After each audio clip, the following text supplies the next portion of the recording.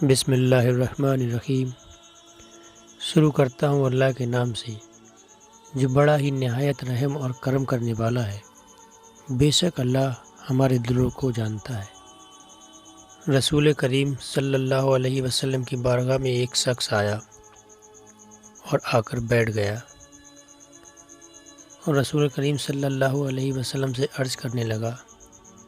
وہ کہنے لگا کہ جاہلیت کے زمانے کی دو باتیں مجھے یاد آتی ہیں۔ ان میں سے ایک بات کو جب میں یاد کرتا ہوں تو میں رونے لگتا ہوں، اور دوسری بات کو جب یاد کرتا ہوں تو ہنسی آنے لگتی ہے۔ نبی کریم صلی اللہ علیہ وسلم نے فرمایا، وہ کون سی بات ہے؟ اس شخص نے کہا کہ میں تجارت کے مسئلے سے اپنے ملک سے دوسرے ملک میں گیا تھا۔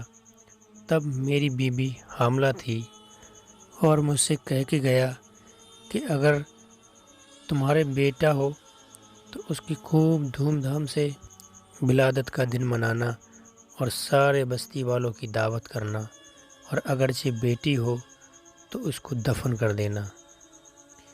پھر میں اپنا کام مکمل کر کے جب گھر واپس پلٹا تو میں نے دیکھا کہ میرے گھر میں ایک خوبصورت بیٹی کھیل رہی تھی۔ میں کئی سالوں کے بعد جب گھر پلٹا تو میری بیوی نے اس ڈر سے کہ کہیں میرا شوہر میری بیٹی کو زندہ درگور نہ کر دے تو اس میری بیٹی کے توتلے لہجے میں میرے لیے پیار اور محبت کے کلمات سکھا دیے، اور وہ میرے آتے ہی میری ٹانگوں سے لپٹ گئی اور مجھ سے یا آباتا ہو کہہ کر مخاطبہ کرنے لگی۔ لیکن میں اندر سے آگ ببولا ہو گیا اور گھور گھور کر اپنی بیوی کو دیکھنے لگا، جیسے کہ میں اپنی بیوی سے اشاروں سے یہ کہتا ہوں کہ تو نے یہ سانپ کو جنم دیا ہے اور دوسرا اسے باتیں بھی سکھائی ہیں۔ خیر میں گھر ہی رہتا رہا اور موقع کی تلاش میں رہا، اور جیسے ہی مجھ کو موقع ملا میں اس کو اٹھا کر صحرا میں لے گیا اور صحرا میں جا کے گڑھا کھودنے لگا۔ میری بیٹی کو یہ پتہ نہیں تھا کہ یہ سب کچھ کیوں ہو رہا ہے۔ گرمی کی شدت تھی اور مجھے بار بار پسینہ آ رہا تھا، اور وہ اپنے ننھے سے دوپٹے سے میرے ماتھے کا پسینہ پوچھ دیتی تھی۔ پھر بھی میرا دل نہیں پسیجتا تھا اور میں گڈھا کھودتا رہا۔ جب گڈھا کھد گیا تو میں اس میں سے باہر نکل آیا تو میری بیٹی کے چہرے پر طمانینت آئی، اور میں سوچ میں پڑ گیا کہ میری بیٹی خوش کیوں ہوئی۔ میں نے اپنی بیٹی سے پوچھا، تم خوش کیوں ہو رہی ہو؟ تو وہ کہنے لگی، بابا کہ تمہاری مصیبت اور مشقت ختم ہوئی۔ پھر بھی میرا دل نہیں پسیجا۔ ان ظالمانہ رسوم کا جکڑا ہوا شخص تھا۔ میں نے اپنی بیٹی کو اس گڈھے میں دھکا دے دیا اور اس کے اندر میری بیٹی گر گئی۔ پہلے تو وہ یہ سمجھتی رہی کہ یہ سب کھیل ہے، اور میں اس کے اوپر مٹی ڈالنے لگا۔ تب بھی وہ اس کو کھیل سمجھتی۔ جب اس کا بدن مٹی سے دبنے لگا اور سانس گھٹنے لگی تو وہ اپنے ننھے ننھے ہاتھ جوڑ کر مجھ سے اپنی زندگی کی بھیک مانگنے لگی، اور میں مٹی ڈالتا رہا۔ اس کی چیخیں مٹی میں دب کے رہ گئیں، اور جب میں آج اسلام لایا ہوں تو اس کی چیخیں مجھے سونے نہیں دیتی۔ نبی کریم صلی اللہ علیہ وسلم کی آنکھوں میں آنسو آ گئے۔ ایک صحابی نے گھورتے ہوئے اس شخص سے کہا کہ تو نے اتنا دردناک واقعہ سنایا ہے کہ حضور دکھی ہونے لگے۔ حضور نے فرمایا، اس کو کہنے دو۔ اس شخص نے فرمایا کہ جاہلیت کے زمانے کی ایک تو یہ بات ہے جو آج بھی مجھے رات کو سونے نہیں دیتی۔ نبی کریم صلی اللہ علیہ وسلم نے فرمایا، اور دوسری بات کیا ہے؟ تو وہ شخص کہنے لگا، حضور وہ دوسری بات یہ ہے کہ میں ایک سفر پہ گیا تو میں نے اپنا سفری بت ساتھ لے لیا، اور وہ بت پتھر کا تھا، تو میں نے اسے اٹھایا اور اپنے سامان میں رکھ لیا، اور جب میں نے سامان اٹھایا تو سامان بوجھل ہو گیا، تو میں نے سوچا یہ تو میں اپنے ہی خود کا بوجھ اٹھا کے تھک جاؤں گا، تو میں نے اس کو نکال دیا اور آٹا گوندھ کر چھوٹا سا بت تیار کیا اور اس کو خشک کر کے اندر رکھ لیا۔ سفر چلتا رہا، راستے میں اوقات عبادت میں پوجا پاٹ بھی چلتا رہا۔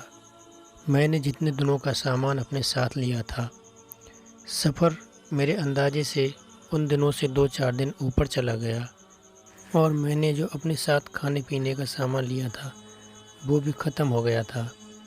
پھر مجھے بھوک لگنے لگی۔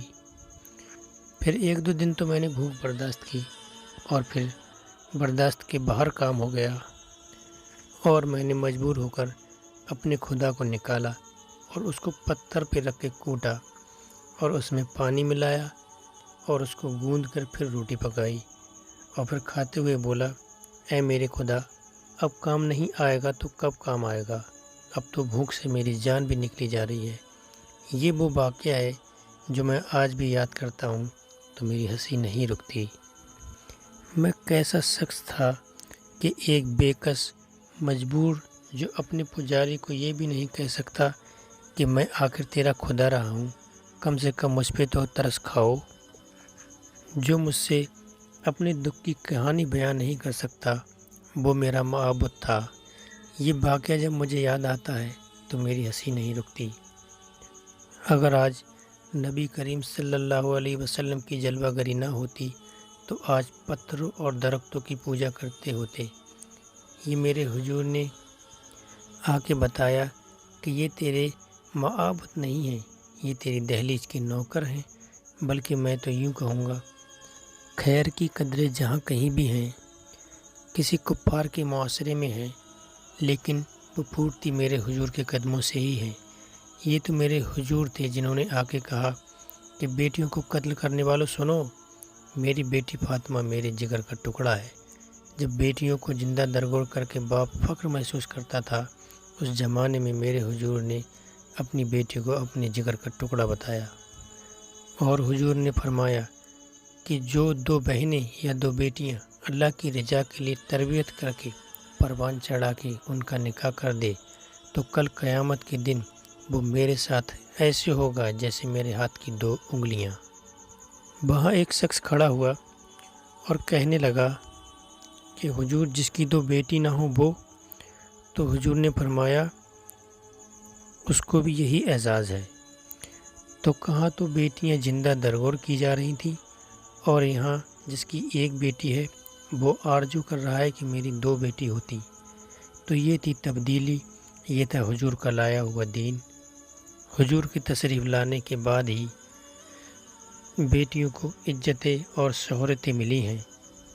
امید کرتا ہوں دوستو کہ یہ معلومات آپ لوگوں کو اچھی لگی ہوگی۔ اگر یہ معلومات آپ کو اچھی لگی ہو تو ویڈیو کو شیئر کریں اور ہمارے چینل کو سبسکرائب کریں، جس سے ہم آپ تک ایسے ہی علم کی باتیں پہنچاتے رہیں۔ انشاءاللہ اگلی ویڈیو تک کے لیے خدا حافظ۔